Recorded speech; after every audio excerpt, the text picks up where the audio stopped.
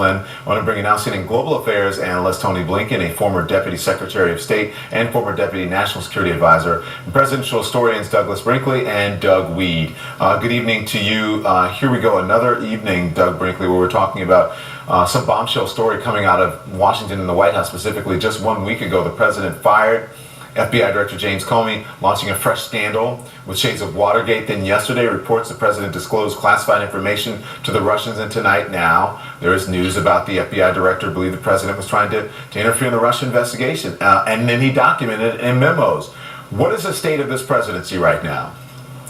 The White House is in utter chaos. Donald Trump is kind of trolling about. He doesn't really have any advisors that can calm him down. He's made so many mistakes, the way that he's used Twitter, the potential here for obstruction of justice, the cover-up attempt, the fact that you're getting Republicans on their heels right now. I think today was sort of an end of the line for Donald Trump. Question's always been, will Republicans start jumping ship? And you're starting to get intimations of that. John McCain this evening put one of the harshest comments I've seen yet about Donald Trump, and there's a fear that we might be having a Watergate 2 impeachment, the smell of impeachment's in the air now. Tony Blinken, what do you think? Do you agree with that? Well, there's just an accumulation that at some point you think the dam has to break.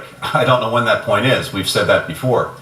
But this is just incredibly corrosive in so many ways.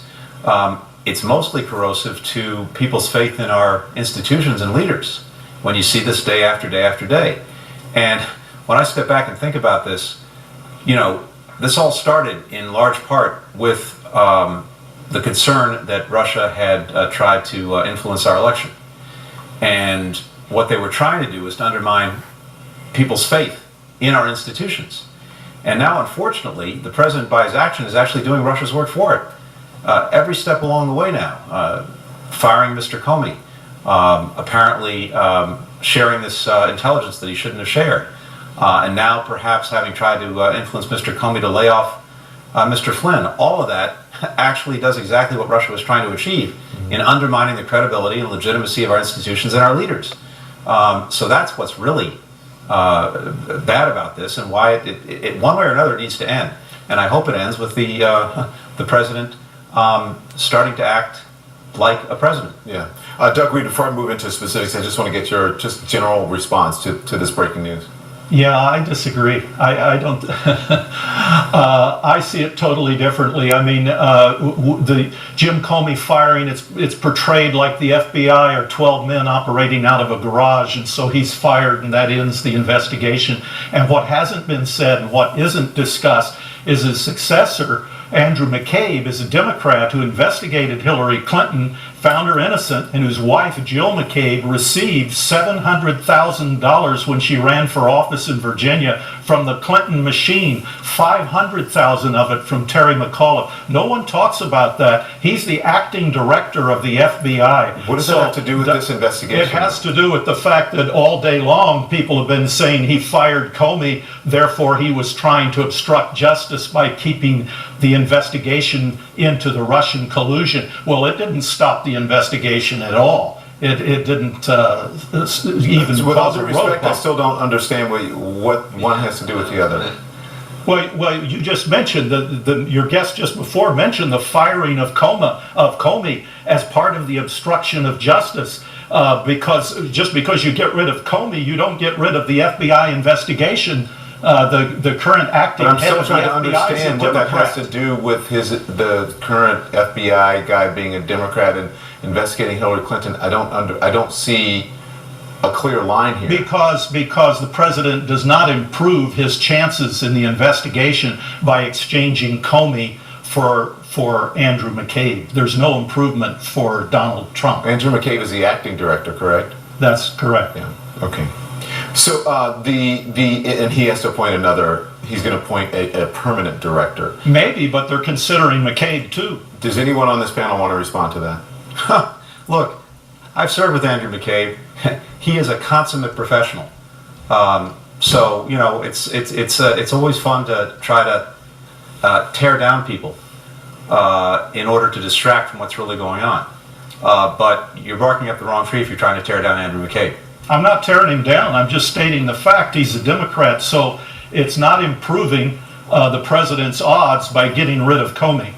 No, what he is a professional, and that may not be improving the president's odds either. Well, I guess the point that maybe you're trying to make, it's a little disjointed. But look, the FBI isn't about one person, and they're going to continue with this investigation. Question is Donald Trump in a position to choose a new FBI director? Will Senate, Congress approve somebody who Donald Trump even picks? I think Trump has a real problem in the Republican Party now. People are starting to look for an exit strategy. The very fact that Comey kept this memo, it's going to be a permanent record. He's probably going to end up testifying in front of a Senate hearing. This Russian situation's not going away. It's because Donald Trump, President of the United States, is not being forthcoming about what his relationship is with Russia. He's every moment trying to obfuscate, hide, deflect, fire, ignore, blame the press, blame Democrats when it's Donald Trump's problem. Whatever he did in 2016 with Russia, there needs to be a transparency. And the fact that he had the temerity and the gall to pull Comey aside and try to get him to be easy on Flynn, give him a get out of jail pass for free, and therefore maybe I'll keep you, Mr. Comey, on as FBI, and we'll be in cahoots together is really troubling. I'll give you the last word here, Doug Weed. Go ahead. Well, President Obama tried to work with Russia when he came into power over Syria, and the bureaucracy resisted him just as they are now resisting Trump. They don't like, they're pulled kicking and screaming in that direction. They don't want to go there. It's almost like another branch of government, the bureaucracy. So it's a similar crisis. It was a similar crisis. And I think we just had a cyber attack in 2016 on our election system with Russian involvement. Everybody knows Russia was involved with the cyber attack. That's different than when Obama was president, and that's what you're talking about. Well, that's more recent. But we've had interference with elections from foreign governments from the very beginning. Like John Adams was an agent of the United Kingdom. Thomas Jefferson was an agent of the French. All through our history we've had. Yes, we've had worse than this with the Chinese under the Clintons, where millions of dollars were donated to the Clintons and Chinese officials in the Oval Office, and the money had to be refunded. Your viewers can Google it and read all about it. You don't think that this is an interference of a different kind, especially when it has to deal with cyber and about putting out propaganda through means through which you didn't once have to do?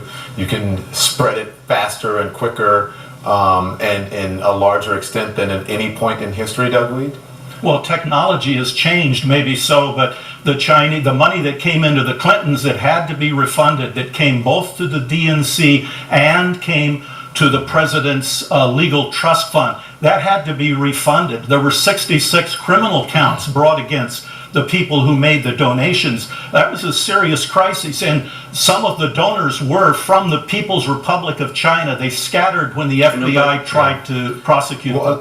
Let's get this back on track. I want to bring Tony Blinken back into this. Tony, I don't know if you want to respond to any of that, but in my question, and you can respond however you want, but please answer, what is a denial from the White House worth these days?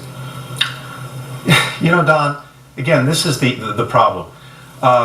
What we've seen with President Trump, and this pains me more than anything else, is an adversarial relationship with the truth, going back a long time and time again.